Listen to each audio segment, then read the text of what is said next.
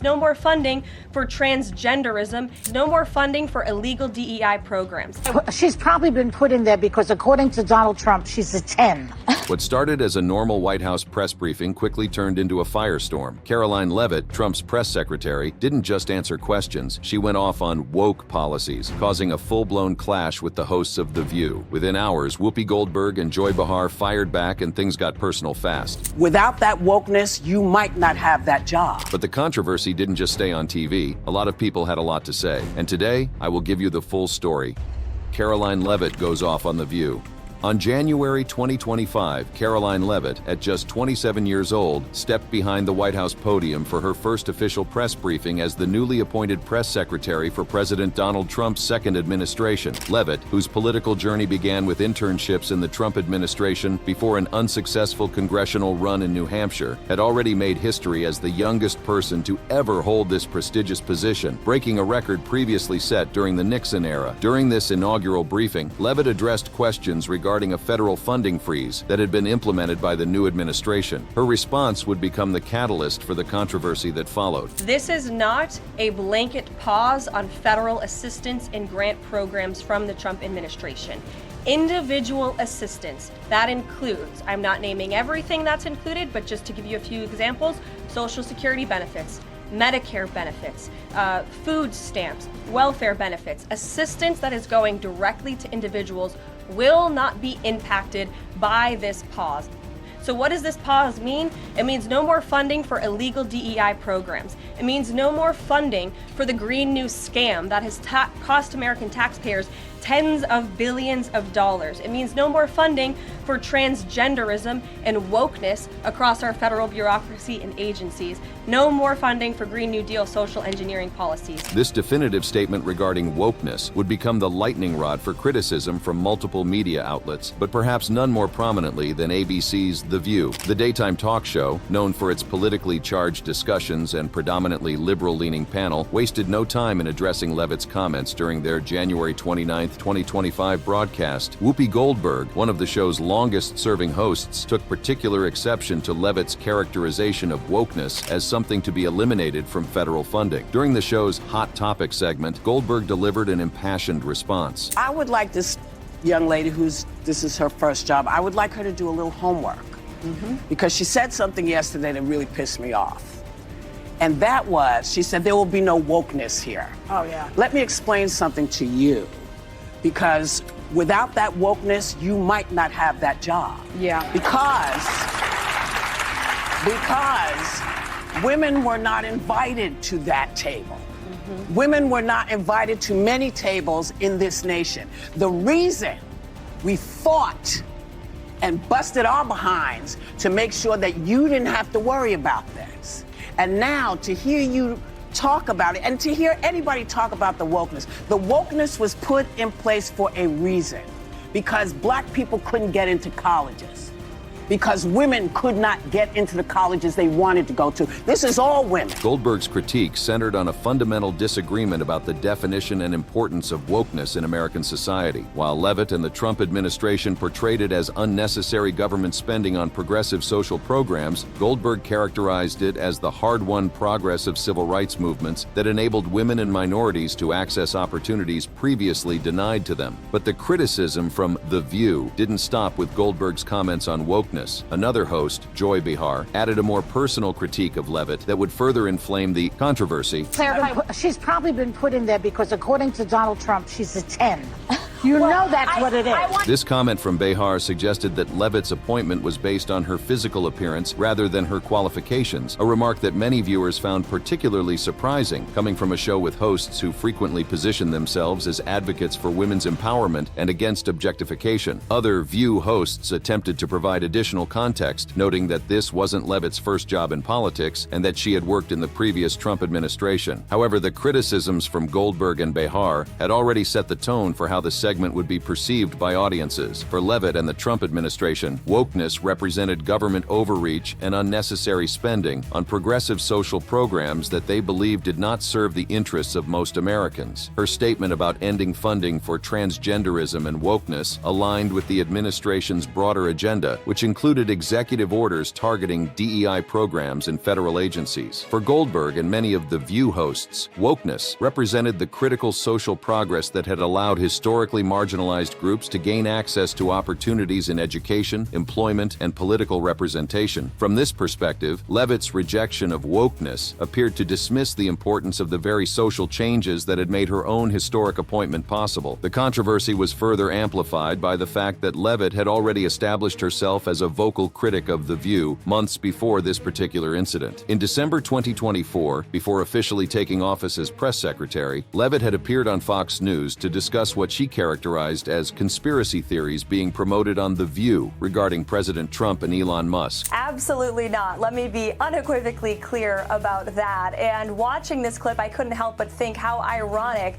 that Whoopi Goldberg and Joy Behar and the rest of the ladies on The View spend their time calling Republicans the conspiracy theorists. But they have been wrong about everything they have said over the last couple of years. They likened President Trump to Hitler. They have mocked him. They have shamed him. They have lied about him consistently. And it was a joy to watch them on November the 6th when they realized that tens of millions of Americans do not listen to the lies that they have spewed. During this Fox News appearance, Leavitt had characterized the hosts of The View as completely out of touch with reality, setting the stage for the contentious relationship that would develop once she officially took office as press secretary. The clash between Karoline Leavitt and The View hosts didn't occur in isolation. It was part of a broader context of the Trump administration's return to power and the implementation of its policy agenda, including initiatives outlined in Project 2025, a comprehensive plan developed by the Heritage Foundation to align federal government operations with conservative principles. Project 2025, which had been published in April 2023, included specific proposals to eliminate what it termed woke propaganda at every level of government. The initiative advocated for restructuring federal agencies, reducing government size, and promoting traditional values, all themes that were reflected in Leavitt's statements about ending funding for wokeness in federal bureaucracy. The comments from The View hosts also came at a time when the Trump administration was issuing a series of executive orders aimed at rolling back policies implemented during the Biden administration. On January 20th, 2025, Trump had signed Executive Order 14151, titled Ending Radical and Wasteful Government DEI Programs and Preferencing, aimed at terminating diversity, equity, and inclusion initiatives within federal agencies. Just a day before The View segment aired, on January 29th, 2025, the administration had issued another order directing agencies to shut down programs, grants, and initiatives that promote or reflect gender ideology, placing employees working on them on administrative leave. This order was explicitly part of the campaign to eliminate what the administration termed woke ideology from the federal government. In this highly charged political environment, Leavitt's press briefing and The View hosts' responses became proxies for a larger cultural and political battle over the direction of American society. The controversy highlighted not just different policy preferences, but fundamentally different worldviews about the role of government, the meaning of equality, and the definition of progress. As news of the clash spread across social media and cable news, Americans quickly took sides, with conservative outlets praising Leavitt's masterclass performance at her first press briefing and criticizing The View host for undermining a young woman's professional achievements, while progressive commentators defended the talk show host's concerns about the administration's rejection of wokeness as a potential step backward for civil rights. What started as a routine White House press briefing quickly turned into a major showdown, one that would ripple across American media for months to come.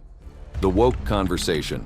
The day after Whoopi Goldberg and Joy Behar's pointed criticisms of Karoline Leavitt aired on The View, the media landscape erupted with reactions from across the political spectrum. What had begun as a critique of Leavitt's comments about wokeness quickly transformed into a much broader discussion about media bias, women in politics, and the changing nature of political communication in America. Conservative media outlets rallied to Leavitt's defense, highlighting what they perceived as hypocrisy from The View hosts, particularly in light of Joy Behar's comment suggesting suggesting Leavitt was hired for her appearance rather than her qualifications. Many commentators pointed out that such remarks seemed to contradict the show's usual advocacy for women's empowerment and against objectification. One online commentator captured this sentiment, stating, "Disgusting Joy Behar of The View accuses Karoline Leavitt of being hired only because Donald Trump thought she was a 10. Karoline Leavitt actually comes with real job qualifications, unlike Biden's DEI hires." Another added, "Karoline Leavitt was only hired by Donald Trump because she's a 10. You know that what it is. Actually, she's quite capable, unlike the last press secretary who was only hired because she was a black lesbian." The criticism of The View hosts extended beyond social media comments. Charlie Kirk, a prominent conservative commentator, described Behar's remarks as an idiotic and bitter thing to say, especially given what he characterized as Leavitt's masterclass performance at her first press briefing. Sky News host Paul Murray similarly praised Leavitt as a rock star, contrasting her approach with previous Biden administration press secretaries whom he accused of lying to people and circle around just telling lies. The controversy was further amplified by the fact that Leavitt's first press briefing had indeed made a significant impact, with clips of her exchanges with reporters circulating widely on social media. During the briefing, she had directly addressed what she perceived as bias in mainstream media coverage of the Trump administration. While I vow to provide the truth from this podium,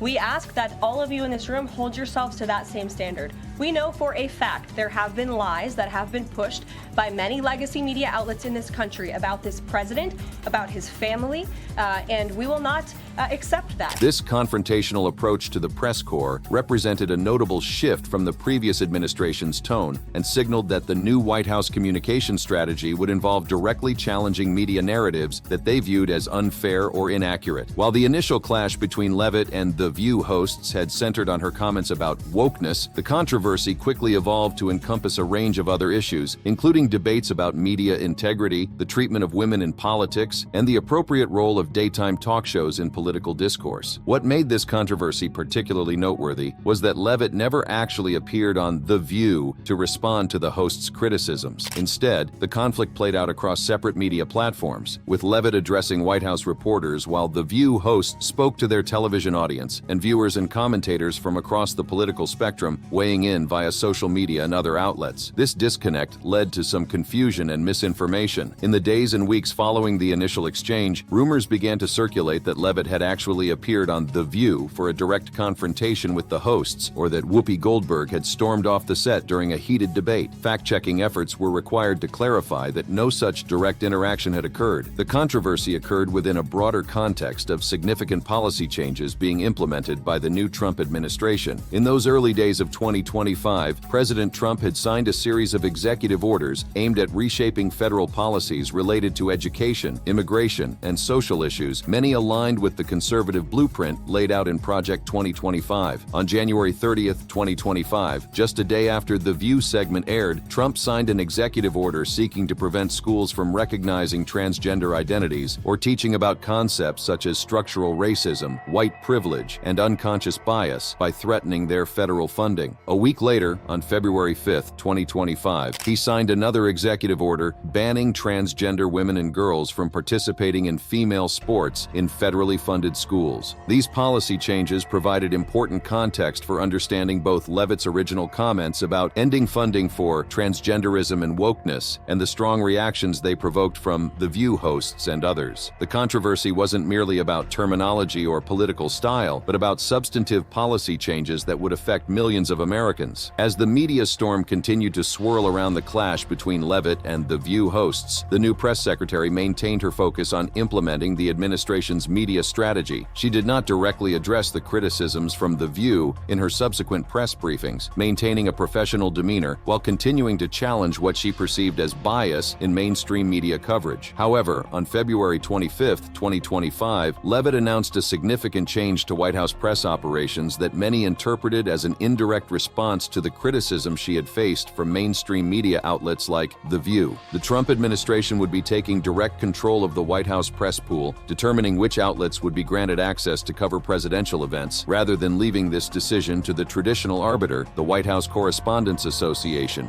WHCA. In explaining this decision, Leavitt emphasized the administration's desire to end the monopoly of DC-based journalists over press access and to include what she termed new media outlets, such as podcasts and streaming services that better reflected modern media consumption habits. This policy shift was immediately controversial. Supporters viewed it as a necessary correction to perceived bias in mainstream media coverage and an opportunity to diversify the perspectives represented in the White House press corps. Critics, including the WHCA, saw it as an unprecedented infringement on press independence and a troubling sign for the future of political journalism. While defending these new press rules in April 2025, Leavitt insisted that the changes were not about ideology, but about ensuring that Americans received accurate information about the administration's activities and achievements. However, the timing of the announcement, coming less than a month after the clash with The View, led many observers to see it as part of a broader strategy to reduce the influence of mainstream media outlets that the administration perceived as hostile. As February turned to March, the initial controversy began to fade from headlines, but its effects continued to reverberate through American political discourse. The clash had highlighted deep divisions, not just in policy preferences, but in basic understandings of concepts like equality, progress, and the proper role of government. For supporters of the Trump administration, Leavitt had stood firm against what they perceived as unfair criticism and had demonstrated the administration's commitment to challenging mainstream media narratives. For critics, her comments about wokeness and the subsequent changes to press access represented troubling signs about the administration's approach to civil rights, media relations, and democratic norms. Throughout this period, rumors and misinformation continued to circulate on social media. By March 2025, claims began appearing that Leavitt had filed a massive lawsuit against The View for defamation, seeking hundreds of millions of dollars in damages. These rumors were entirely false, with no evidence of any legal action being taken by Leavitt against the show or its hosts. The reality was much more mundane. Leavitt had continued her work as press secretary, holding regular briefings and implementing the administration's communication strategy, while The View hosts had moved on to discussing other topics in the fast-paced news cycle of 2025. Yet even as the specific details of the January controversy faded from public attention, the underlying tensions it had revealed between different media ecosystems, between competing definitions of concepts like wokeness, and between contrasting visions of American society continued to shape political discourse throughout the early months of the second Trump administration.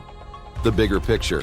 As spring 2025 arrived in Washington, what many social media commentators had predicted would be a catastrophic fall-off for either Karoline Leavitt or The View hosts never materialized. Instead, a more nuanced reality emerged, revealing much about Leavitt's meteoric rise, Whoopi Goldberg's established career, and how the implementation of Project 2025 continued to shape the political landscape. Karoline Leavitt's ascension to one of the most visible positions in American politics represented a remarkable journey for someone so young. Born on August 24, 1997, Leavitt had studied politics and communication at St. Anselm College, where she wrote for the school newspaper and founded a broadcasting club. Her political career began with an internship in the White House Office of Presidential Correspondence during the first Trump administration, after which she became its associated director. Following Trump's defeat in 2020, Leavitt served as communications director for New York Representative Elise Stefanik before launching an unsuccessful campaign for the U.S. House of Representatives in New Hampshire's 1st Congressional District in 2022. Despite that setback, her loyalty to Trump and communication skills positioned her perfectly for a role in his second administration, culminating in her historic appointment as the youngest White House press secretary ever, at just 27 years old. This rapid rise contrasted sharply with the decades-long career of Whoopi Goldberg, one of her most vocal critics. Goldberg, born Karen Elaine Johnson in 1955, had established herself as an EGOT winner, Emmy, Grammy, Oscar, and Tony, long before joining The View in 2007. By 2025, she had served as moderator and co-host of the show for nearly 2 decades, becoming one of the most recognizable voices in daytime television. However, the clash between Leavitt and The View hosts was far from the first time the daytime talk show had criticized Republican figures or policies. In fact, the program had developed a well-documented history of such criticisms, making it a frequent target of conservative media outlets. In 2022, Goldberg had referred to House Republicans as domestic terrorists during a discussion about a domestic terrorism bill. The comment came after Republicans voted against legislation that would have created domestic terrorism offices across 3 federal agencies, with Goldberg questioning, "What do you call the people who voted against this?" before providing her own inflammatory answer. Similarly, in 2018, Joy Behar had stated she was offended by Republicans during a heated discussion about a White House aid scandal, leading to a tense exchange with then-conservative co-host Meghan McCain. This pattern pattern of criticism extended back even further, with earlier instances including Rosie O'Donnell's pointed critiques of the Iraq War and President George W. Bush, which had sparked memorable debates with Republican co-host Elizabeth Hasselbeck. More recently, in 2024, conservative co-host Alyssa Farah Griffin had challenged Bihar over comments about Republicans not rebuking Donald Trump, with Griffin stating, "I've been doing it for 4 years," highlighting the ongoing tensions on the show even with a Republican voice present. These previous incidents contextualized the Leavitt controversy as part of a longer pattern rather than an isolated incident. The show had earned its reputation as the most important political TV show in America, according to the New York Times, precisely because of its willingness to engage in provocative political discourse, often critical of Republican policies and figures. Still, for both Leavitt and Goldberg, the January controversy had ultimately reinforced rather than diminished their standing with their respective bases. Conservative viewers saw Leavitt as boldly challenging progressive media bias, while progressive viewers viewed Goldberg as courageously speaking truth to power. In America's polarized media environment, criticism from the opposing side often served to enhance rather than diminish one's credibility with one's own supporters. This dynamic was further illustrated by the continued struggles of The View to maintain a permanent Republican co-host. As reported by Politico, the show had faced challenges in finding and retaining conservative voices, with several potential candidates reportedly turning down the role due to concerns about being outnumbered by liberal co-hosts. This imbalance had contributed to the show's reputation for frequent criticism of Republican politicians and policies, creating an environment where conservative viewpoints were often challenged or dismissed. In response to this broader climate of political imbalance, both in media and in government, conservatives began building long-term strategies to reclaim influence. One major effort was Project 2025, which focused on 4 key pillars: a detailed policy agenda for federal agencies, a database to identify conservatives for government roles, training programs for conservative leadership, and a 180-day playbook for quick policy implementation. As described on its official website, the initiative aimed to address what conservatives viewed as major national challenges, including securing the border, de-weaponizing the federal government, unleashing energy production, cutting government spending, and improving education. The implementation of these policies provided the backdrop for the continuing tensions between Leavitt and progressive commentators like Goldberg. When Leavitt had spoken about ending funding for transgenderism and wokeness in her January press briefing, she was articulating a key aspect of Project 2025's vision, which called for eliminating what it termed woke propaganda at every level of government. The education section of Project 2025, authored by Lindsay M. Burke, proposed significant reforms, including eventually eliminating the Department of Education, promoting education savings accounts for school choice, and rejecting what it termed gender ideology and critical race theory in educational settings. These proposals aligned with executive orders signed by President Trump in late January and early February 2025. Critics of Project 2025, including organizations like the National Education Association and the American Civil Liberties Union, warned that these policies could undermine civil rights, reduce educational opportunities for disadvantaged students, and erode democratic norms. They pointed to potential impacts including 4.3 million workers losing overtime protections, 40 million people facing reduced food assistance, and rollbacks on reproductive rights. By April 2025, the influence of Project 2025 on the Trump administration's policies was evident, with nearly 2/3 of Trump's executive actions mirroring the plan's proposals. This implementation faced legal challenges, including a federal judge in Rhode Island indicating a temporary restraining order to block certain executive orders, though some memos had been rescinded or blocked earlier. Also, the policy changes Leavitt had announced in February 2025, taking control of the White House press pool away from the White House Correspondents Association, aligned perfectly with Project 2025's goal of reducing the influence of what conservatives viewed as biased mainstream institutions. By adding new media outlets to the press pool, Leavitt was implementing a strategy to diversify the perspectives represented in White House coverage, consistent with the project's emphasis on bypassing traditional gatekeepers. While defending these changes in April 2025, Leavitt insisted they were not about ideology, but about ensuring Americans received accurate information about the administration's activities. This framing reflected Project 2025's broader narrative about restoring power to the American people by challenging what it described as entrenched elite institutions. As partisan polarization have continued to deepen, Republicans and Democrats have become increasingly critical of people in the opposing party. The back and forth between Leavitt and The View host showed just how deep today's political divisions run. It wasn't just about about disagreeing on policies anymore. It was about clashing worldviews, with both sides seeing the other as a real threat to the future of America. Thanks for watching. Check out our videos for more political commentary.